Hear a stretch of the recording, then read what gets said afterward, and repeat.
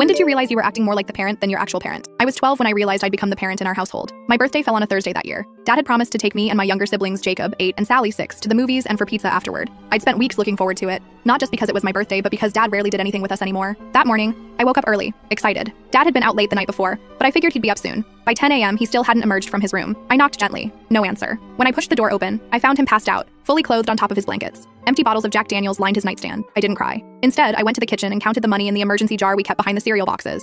$23. I made breakfast for Jacob and Sally, who were both asking when we were leaving for the movies. I told them Dad was sick and that we were doing something different today. I packed peanut butter sandwiches, some apple slices, juice boxes, and a package of store-brand chocolate muffins I'd been saving. I grabbed a blanket, a deck of cards, and the emergency money. Then I walked my siblings to the park 6 blocks away. At the park, I spread the blanket under a big oak tree. While Jacob and Sally played on the swings, I stuck a birthday candle I'd brought into one of the muffins. When they came back, we had our picnic. They sang happy birthday to me, and I made a wish when I blew out the candle. Sally asked what I wished for. If I tell you, it won't come true. We spent hours at that park. I taught Jacob how to play gin rummy. Sally collected different shaped leaves. At sunset, we walked home, stopping to buy milk with some of the remaining money. Dad was awake when we got back, watching TV with another bottle beside him. He didn't ask where we'd been or mention my birthday. Jacob started to say something about our day, but I squeezed his shoulder. He understood and stopped. That night, after putting my siblings to bed, I washed the dishes, packed their lunches for the next day, and laid out their clothes. It struck me then that I wasn't just helping out. I was parenting. Dad was physically present, but functionally absent. The pattern continued. When Jacob needed help with his science project, I stayed up late helping him build a solar system model. When Sally had nightmares, she came to my room, not Dad's. When the electricity was shut off for 3 days because Dad forgot to pay the bill, I used my babysitting money to get it turned back on. By 14, I was cooking dinner every night, helping with homework and making sure laundry got done. Dad's drinking worsened. Sometimes he'd have moments of clarity and promise to do better. He'd stay sober for a week, maybe 2, then the cycle would restart.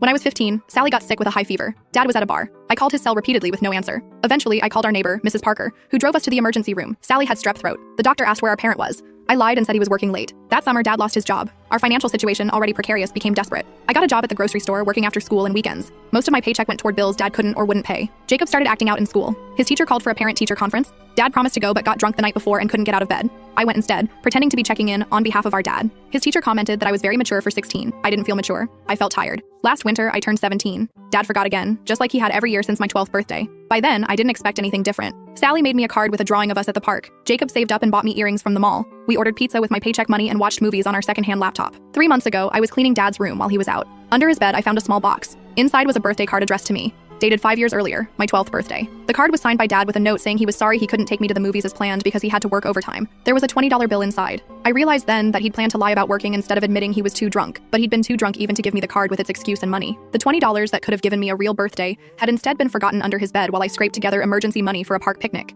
I graduate high school in 2 months. I've already been accepted to a state college 2 hours away with enough financial aid to cover most costs. I haven't told Dad yet. Some days, I wonder if he'll even notice when I'm gone.